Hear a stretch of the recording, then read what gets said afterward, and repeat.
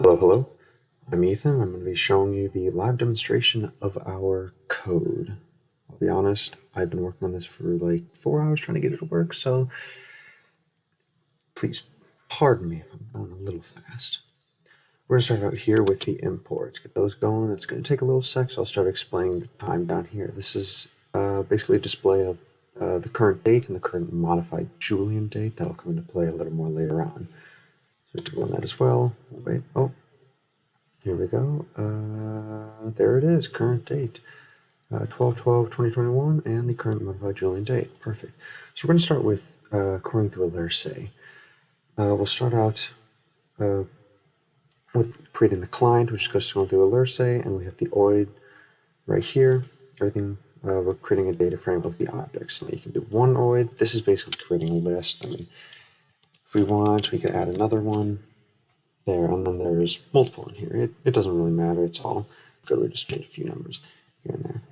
But you run that, you'll create the object's data frame, which can have everything in here, all the relevant information you need, including probability, classifier, JD, last MJD. This stuff will come a little later on.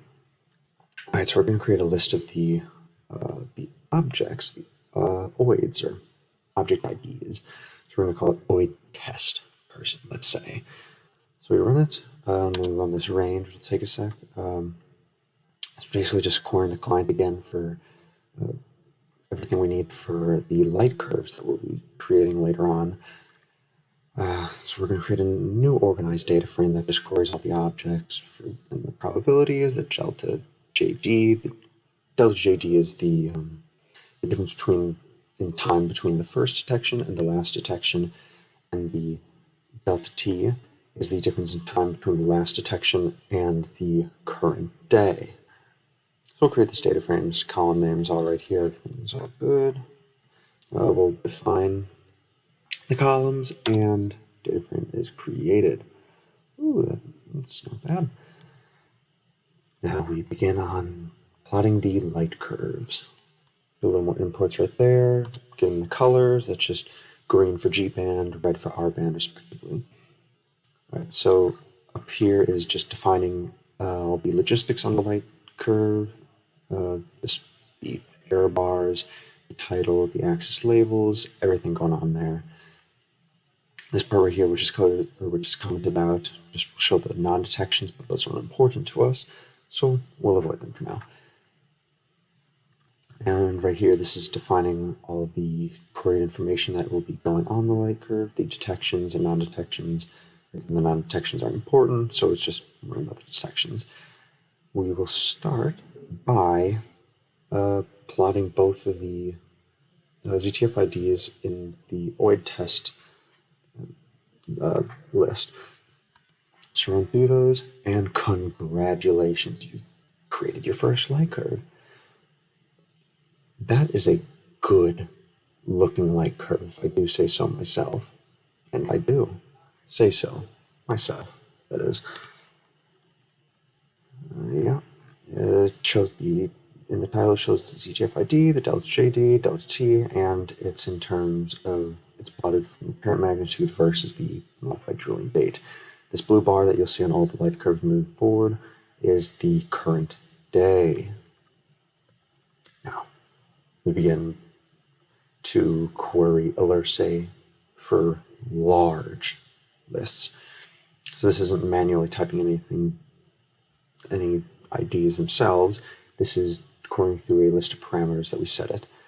We'll go through the LC classifier, not the classifier transient, because classifier is just a little bit better in that it's more accurate, but we lose out on more potential light curve or supernova that we're looking at. Let's run that, and here is the actual list of parameters. We're going to look at delta. We'll look at type 2 supernova today.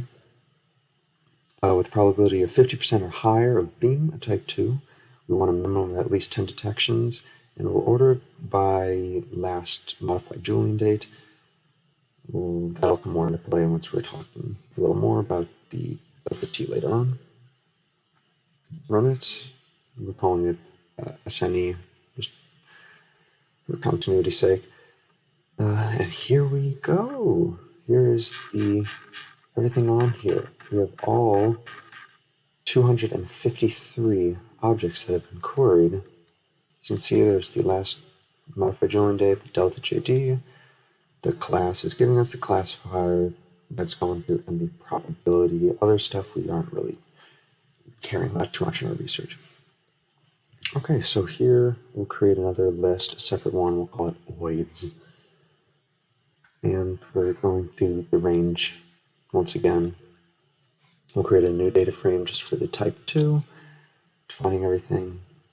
This will take a sec, because, turns out querying more than 2 objects at a time takes a little longer. Takes a little bit of time. And I don't mind waiting. I'm a patient guy, so I'll wait.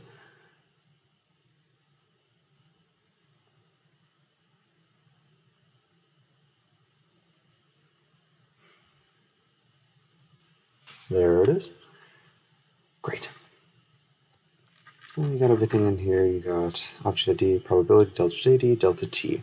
Because we organized the last data frame by last modified join date, the delta T is organized in order from lowest to highest. Longest, I could say. One could say. I say. So we'll see how many are in here. Still 253. And now we get onto the organization. Now the organization, we're getting everything, all our queried Supernova, into a primary bin and secondary bins.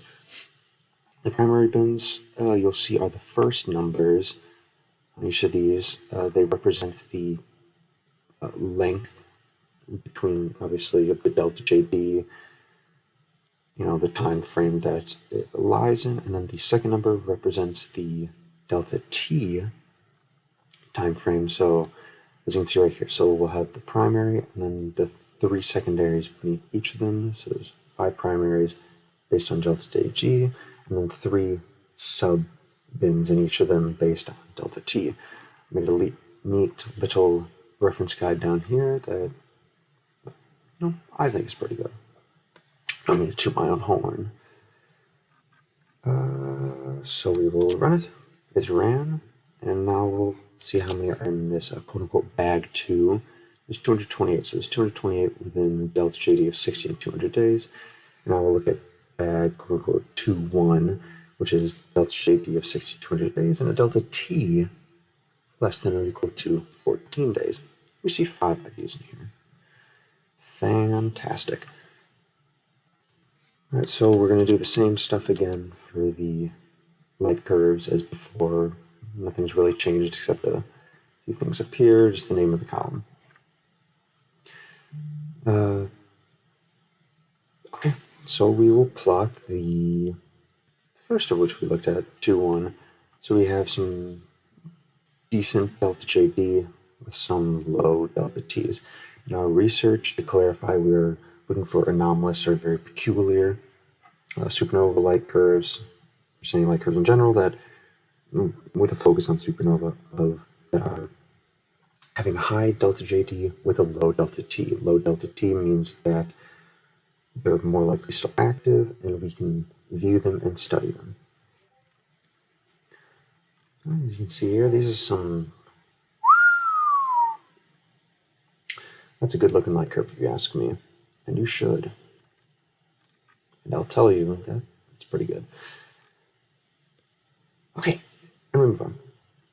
We'll do by 3-1 right here. There's only 1 inside here.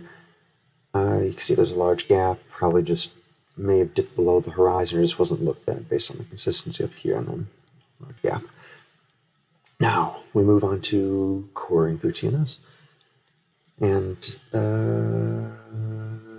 through this, we'll run that. It's basically it's not an end-all be-all, but it's a good double check through TNS. TNS kind of, it has its own classifications for supernova that we can look back and see, hey, maybe cross-compare them.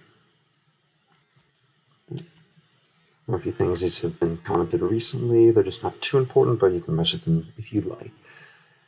Here right is just a if you want to create a list of ID, like a certain number of IDs, say you have 100 and you only want to query through 25 because it'll take too long, then you can just query through these 25. You can change this number and make it something higher or lower. Now, we start running TNS. We'll create an empty list for TNS, and as it prints out, it'll show the ZTF ID followed by the classification that Supernova beams it. All right, it's taking a bit. It's at a rate of 1 query every 5 seconds, because if it's anything less, then it's going to start messing up the system, producing inaccurate results, because TNS only allows you to query a certain number per minute. All right, now everything here, this is looking mighty fine, but it could be a little more organized, a little more presentable. So we'll create yet another data frame. And with that, we have a data frame of the object ID and the TNS class. Now, you know, as a little, if you want to challenge yourself, you can go back and create a data frame that has the object ID, TNS class, and then everything else from previous data frames we have them all and we'll be good. Yeah, so you have made it to the end. Congrats. You did it. Good job. I appreciate you making it this far. I doubt anyone has made it this far, but I appreciate it. I've had a great team this semester. I really enjoyed the research, and I plan on continuing this on my own, do what I can, because I do enjoy it, and I do want to continue it and do the best I can to, in loose terms, finish it. Obviously, it's always a never-ending process, but you know, I want to see how much I can do. I like it. It's fun. All right, so thank you very much. Hope you enjoyed it. And I don't know. Hopefully there's some clear skies around.